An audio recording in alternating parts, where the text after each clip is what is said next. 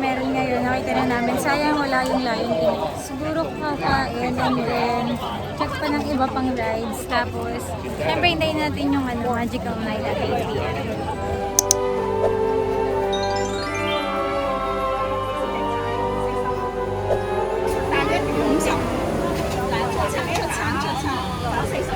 Bruh.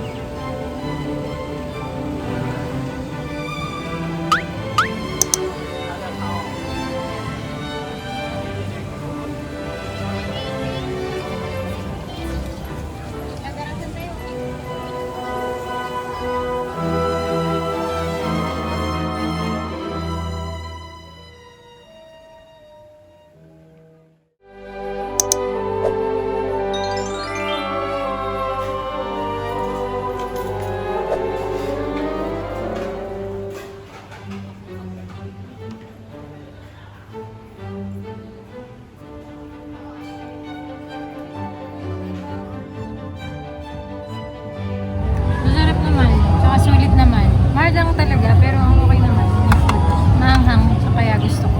Medyo mahal talaga yung food dito sa, hindi pala medyo, mahal talaga. Kaya talagang mas okay magbaon kayo. Tapos, lalo pag marami, kanina nga may family nagpunta. Tapos nag-compute sila, tapos umalis na sila kasi nga mahal, syempre kung marami sila, diba? Eh parang per person 1,000 pesos halos, ganun. Wala pang drinks yun ah. Bibili naman kami yung ibang drinks para hindi coke, hindi tubig.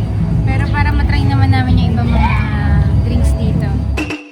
Tapos after nito, abangan na namin yung pang 8 p.m. na fireworks.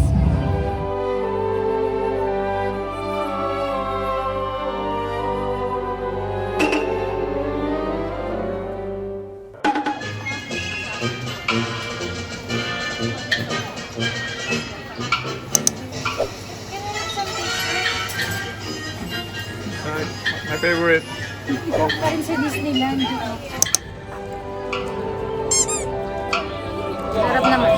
Para sa salad glass. Ito, normal brownies lang pala. Yung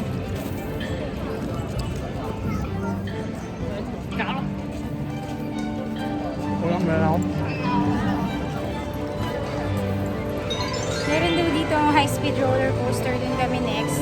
So, bawal ang food kaya busin na nila